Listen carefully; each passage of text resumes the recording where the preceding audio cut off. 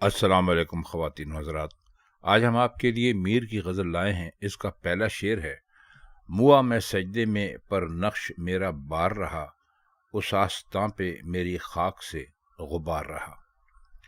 موا کا مطلب یہاں پر ہے مرا، یعنی مر گیا۔ موا میں سجدے میں یعنی میں سجدے میں مرا، پر نقش میرا بار رہا، یعنی سجدہ کرنے سے جو نقش ہوتا ہے وہ وہاں پر جم گیا۔ اس آستاں پہ میری خاک سے غبار رہا، اس کا مطلب ہے آستاں کہتے ہیں وہ جگہ جہاں پر عموماً تو آستاں اس کے لیے استعمال ہوتا ہے کسی بہت بڑی ہستی یا حیثیت کے لیے، اور عموماً اس کو مذہبی جو ہستیاں ہوتی ہیں ان کے لیے استعمال کیا جاتا ہے، لیکن بہرحال یہاں پر ان کا اپنے محبوب سے ہی مخاطب ہیں وہ، تو محبوب ہی ہم بھی اس کو سمجھیں گے۔ غبار رہا کا مطلب ہے، غبار کہتے ہیں مٹی اور دھول کو، یا مٹی کی اس قسم کو جو کہ تھوڑی دیر کے لیے فضا میں پھیلے اور اس کے بعد اڑ جائے۔ تو بتانے کی کوشش اس شعر میں وہ یہی کہہ رہے ہیں کہ میرے سجدوں کے نشان ہمیشہ میرے محبوب کا جو آستانہ تھا، یہ جو میرے محبوب کا در تھا، اس پر موجود رہے۔ آپ چاہیں تو اس شعر کو حقیقی معنوں میں بھی لے سکتے ہیں کہ کسی نے اتنی عبادت کی کہ عبادت کرتے کرتے اس کی پیشانی گھس گئی اور وہ خود ایک غبار میں تبدیل ہو گئی، یا پیشانی پر وہ نقش پڑ گئے جو کبھی ختم ہونے والے نہیں تھے۔ اور اگر آپ اس کو مجازی معنوں میں لیں تو تقریباً معنی وہی نکلتے ہیں جو ابھی ہم نے آپ کی خدمت میں پیش کیے ہیں۔ دوسرا شعر ہے: بتاں کے عشق نے بے اختیار کر ڈالا، وہ دل کہ جس کا خدائی میں اختیار رہا۔ بتاں جمع ہے بت کی، اور بت سے مراد جیسے اور بہت سارے شعراء کی اپنا محبوب ہوتا ہے، تو میر تقی میر نے بھی اپنے محبوب ہی کے کو کہا ہے محبوب نہیں، بلکہ یہاں تو وہ کئی محبوبوں کی بات کر رہے ہیں، یعنی بار بار عشق کیا، اور جب عشق کیا تو وہ ایک سے زیادہ تھے، کیونکہ بتاں کا مطلب یہ ہے کہ بت ایک سے زیادہ تھے۔ وہ دل کہ جس کا خدائی میں اختیار رہا۔ اب خدائی میں اختیار رہنے کا مطلب یہ ہے کہ اپنا جو دل تھا ان کا، وہ ساری دنیا کا مالک تھا۔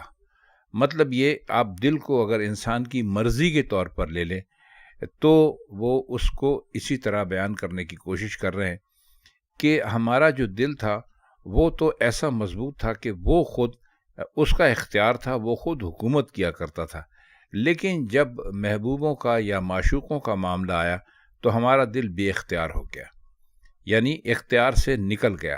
اور جب کوئی چیز اختیار سے نکل جاتی ہے تو ظاہر ہے کہ وہ انسان کو خراب ہی کرتی ہے۔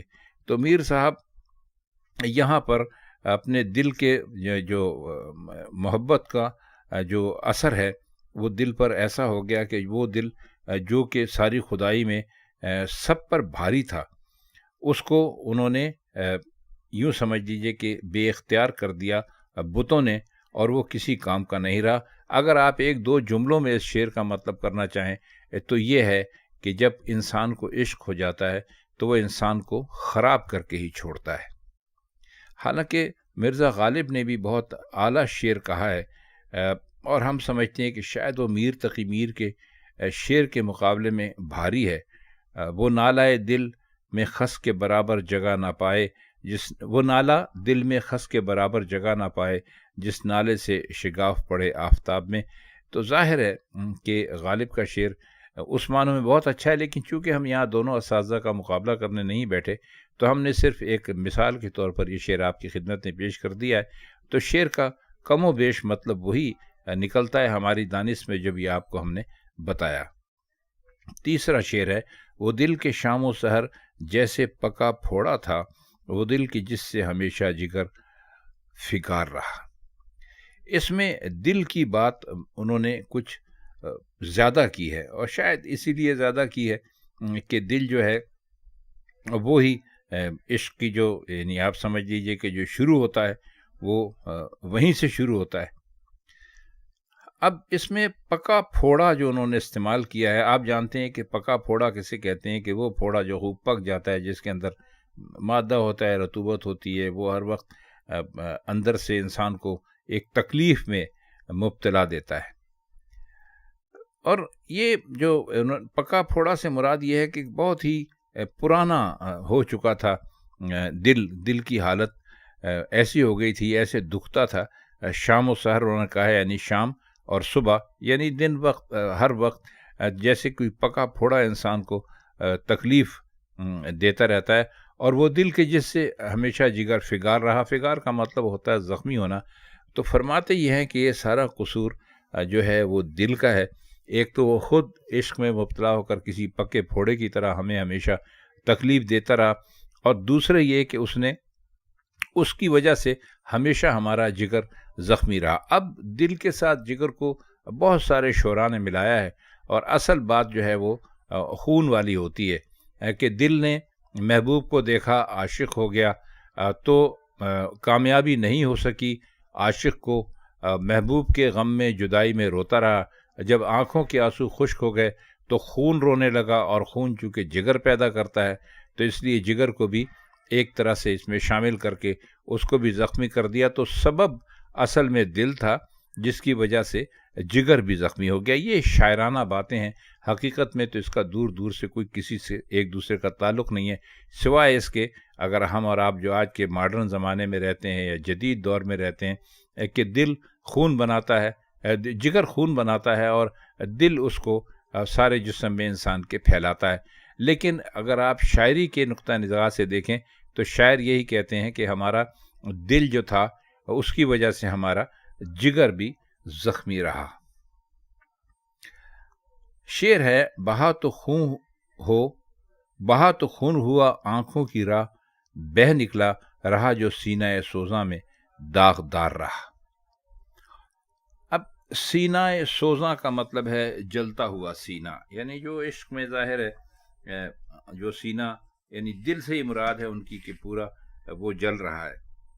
اب اس کی بہت ہی ایک مزے کی بات ہے. کہہ یہ رہے ہیں اس شعر کے اندر کہ جو ہمارا جو دل ہے، اب اس میں ذرا ایک چیز پر آپ غور کیجئے گا، بہا اور رہا. بہا سے مطلب یہ کہ وہ بہہ گیا، دل ختم ہو گیا. دوسری بات یہ کہ دل کو کہاں لے گئے اور کیوں لے گئے؟ کیا اسے لے جا کر کہیں پھینک دیا، دفن کر دیا، قید کر دیا؟ اگر معشوق نے کیا تو ممکن ہے کہ دفن کرنے لے گیا ہو، اگر پڑوسی لے گیا تو ممکن ہے علاج کے بہانے لے گئے اور پھر اسے بھلا دیا ہو. تو اس کے کوئی بھی آپ جو ہے نا وہ معنی کر سکتے ہیں. تھوڑا سا اس میں ذرا پیچیدگی تو ہے اس شعر میں، لیکن یہ اتنا مشکل بھی نہیں ہے. دل کے ہی بارے میں کہتے ہیں کہ ہم خون کے آنسو روئے، تو ہمارا جو دل تھا وہ ہماری آنکھوں کے راستے سے بہہ کر نکل گیا، اور اگر کبھی رہا بھی ہمارے پاس تو جو ہمارا جلتا ہوا سینہ تھا اس میں ایک داغ بن کر رہا. مطلب یہ ہے کہ دل کو دونوں طرح سے وہ بتا رہے ہیں کہ عشق کے راستے میں دونوں طرح سے دل کو آپ دیکھ سکتے ہیں کہ اگر آپ کا دل نہیں ہے، آپ کے پاس بہہ گیا ہے، تو آپ یہ سمجھیں کہ آپ کے آنسوؤں کے ساتھ آنکھوں کے راستے سے بہہ نکلا ہے. اور اگر آپ کے پاس موجود ہے تو آپ کے جلتے ہوئے سینے میں دل نہیں ہے، بلکہ وہ ایک طرح کا داغ ہے. اچھا شعر ہے جسے بھرپور شاعری کہتے ہیں، جس کا اصلیت سے اور جس کا حقیقت سے کوئی تعلق نہیں ہوتا. اس شعر میں آپ کو یہی چیزیں جو ہیں وہ اس سے زیادہ ملیں گی. آخری شعر ہے: گلی میں اس کی گیا سو گیا نہ بولا پھر، میں میر میر کر اس کو بہت پکار رہا. بہت مشکل نہیں ہے، شعر آسان ہے، کچھ اتنا اس کے اندر پیچیدگی نہیں ہے. گلی جو ہے اس کی، وہ محبوب کی گلی کی بات کر رہے ہیں کہ میں اس کی گلی میں جا کر میں نے بہت کہا کہ بھائی میر آیا ہے، میر آیا ہے، لیکن پھر وہ وہاں سے مجھے کوئی جواب نہیں رہا. یعنی گلی میں اس کی سے مراد ہے محبوب کی گلی میں گئے اور محبوب کو پکارتے رہے، اپنا نام لے کر بتاتے رہے کہ بھائی میں میر آیا ہوں، لیکن محبوب نے کسی قسم کا کوئی خاص اس بات کا کوئی جواب نہیں دیا. اب یہ جواب کیوں نہیں دیا؟ یہ بھی ہو سکتا ہے کہ اس لیے جواب نہ دیا ہو کہ وہ میر کو بلانا نہ چاہتے ہوں، ان کو مخاطب نہ کرنا چاہتے ہوں.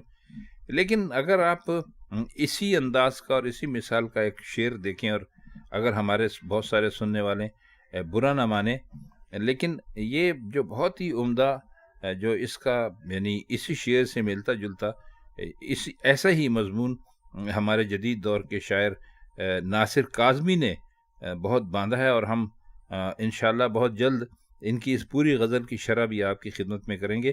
آپ نے ضرور وہ رات کا بے نوا مسافر، وہ تیرا شاعر، وہ تیرا ناصر، تیری گلی تک تو ہم نے دیکھا تھا، پھر نہ جانے کدھر گیا وہ۔